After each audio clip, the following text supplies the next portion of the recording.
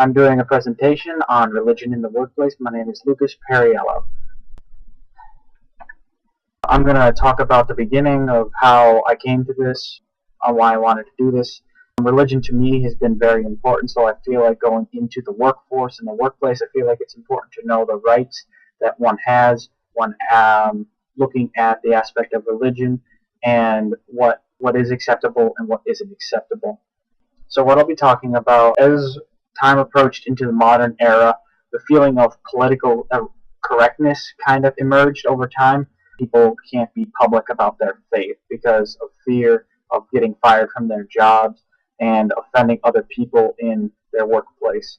The risk of offending others comes about when they're publicizing their religion, such as hanging religious icons on the wall, hanging religious scripture passages, other icons, possibly even talking about it in the workplace might offend other people.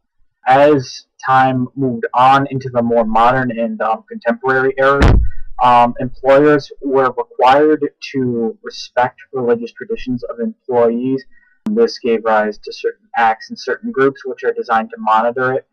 This is true in most contemporary environments. America, the UK, other countries in Europe have kind of acts and corporation monitoring agencies which are designed to ensure that employees' traditions and religious rights are being respected. I'll talk about one or two cases that are involving the issues of religion in the workplace later on.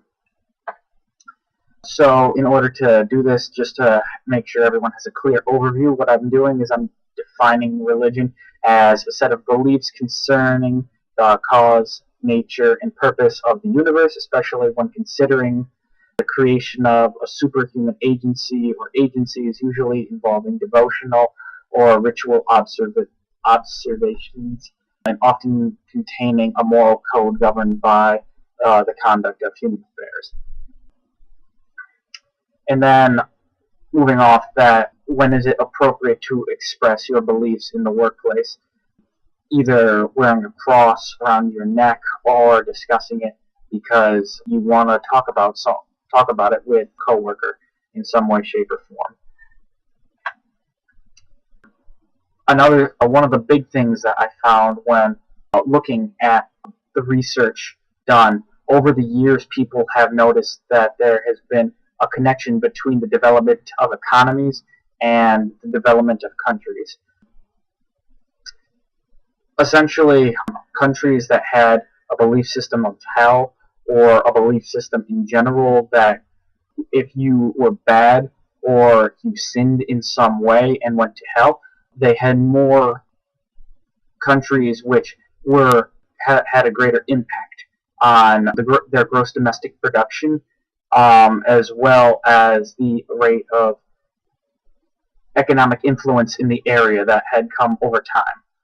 So what I took from this was the fact that religion creates bonds between people, which allows economic growth to happen.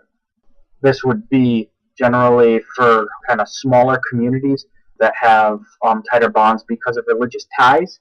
This allows faith between agencies and faith between companies to emerge and people to trust one another so that domestic exchanges can happen of both goods, economic transactions. Another thing I looked at was how religion might affect others. This would be more on the personal level.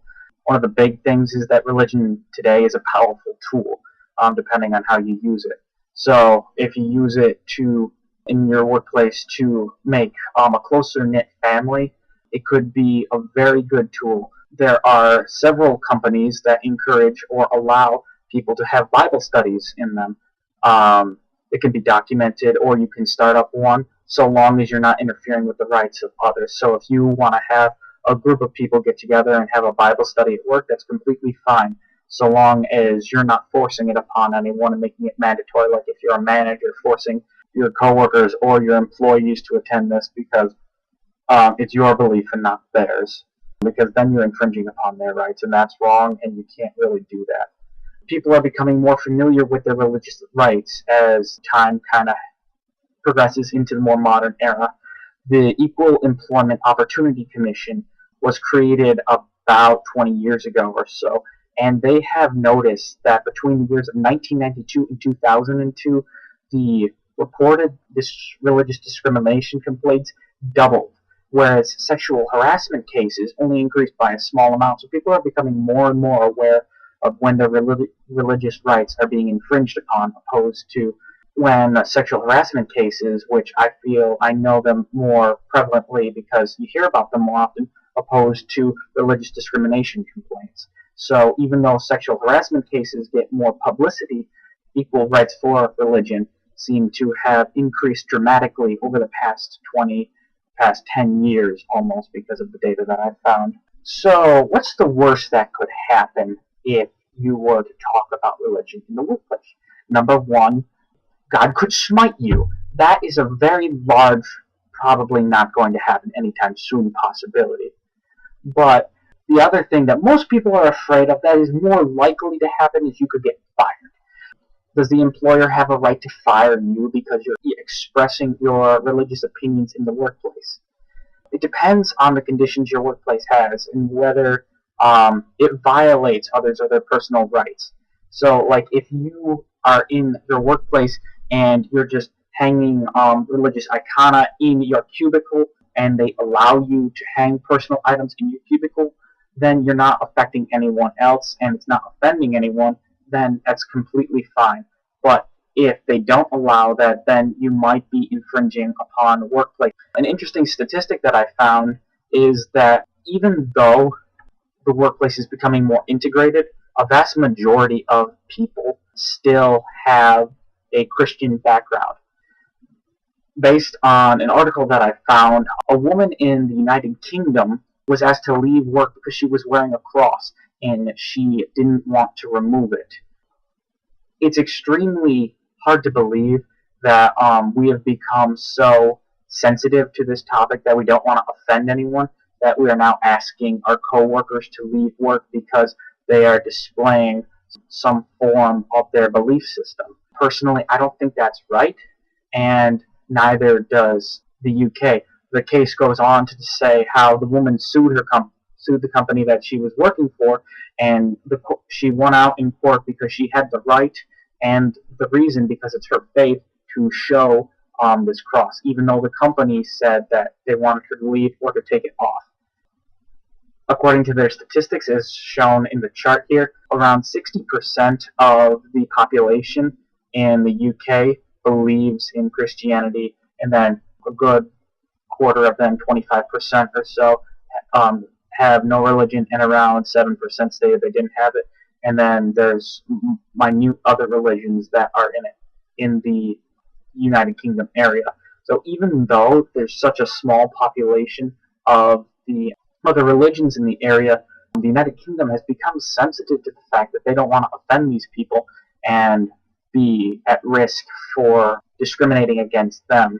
So they're willing to risk the fact that they don't want to be portrayed as favoring Christians, that they're now moving to the other side of favoring the other religions and kind of infringing upon Christian rights, or, in my opinion, anyone's rights, because they're all religions and that we should all be treated equally, and Christians shouldn't be discriminated against at the same time. Workplace rights that I found, one question that emerged quite often was, are employers required to have you attend diversity training programs that violates your religious beliefs? You're not forced to go if it violates your personal beliefs. What you would do, you would go to the HR department and you would discuss with them what the diversity training would be discussing. And if it goes against your personal beliefs, then you will give notice to that, and by law they are required to have you pass because they don't want to infringe upon your religious rights that you have. Are you allowed to pray at work was another issue that kept coming up based on the research I found. You are allowed to pray at work. It's not infringed upon, but if employees are being forced to ask to attend religious-based activities, then it's illegal because each employee has their own right. They shouldn't be forced to participate in a religious activity just because they said so, just because their manager or upper management said so. And another one, and a final one I found is, can a private employer forbid me from posting a passage of scripture in my personal workspace? Again, I kind of talked about this earlier. If they allow personal things to be posted in your individual workspace, they can't ask you really to take it down because it's your personal workspace and it's your personal scripture. So you don't have to take it down so long as you're not publicizing it in a way that infringes upon anyone else's rights. So that's kind of the big three questions that I saw that kept coming up about workplace rights relating to religion. And then one popular case that was more contemporary, I think it was in the year 2002 that this happened. Abercrombie and Fitch was sued by a woman who wore a black headdress, and she sued under the Equal Employment Opportunity Commission, and she sued Abercrombie and Fitch. Abercrombie and Fitch has this policy in place called a look policy, and they claimed that she didn't meet the policy requirements when she went into the interview because she wore a black headdress. She didn't state that she was a Muslim because she wore the black headdress. It was interesting because they immediately dismissed her and didn't hire her just because of the fact that she was wearing this, even though it was required by her religion. Thus, she sued them for discrimination against her religion, which is illegal. This is one popular case. I kind of found it really interesting that a company was willing to do this, even though religious rights are so prominent in today's society and that people know them quite well. In conclusion, just wrapping everything up, I came to say that people aren't allowed to discriminate just because of their religion in the workplace. I believe people have a right to express their religious beliefs. So long as one individual right doesn't interfere with the rights of others, it is okay for people to have religion in the workplace and discuss it and use it so long as it's for the benefit of not harming others in the same manner.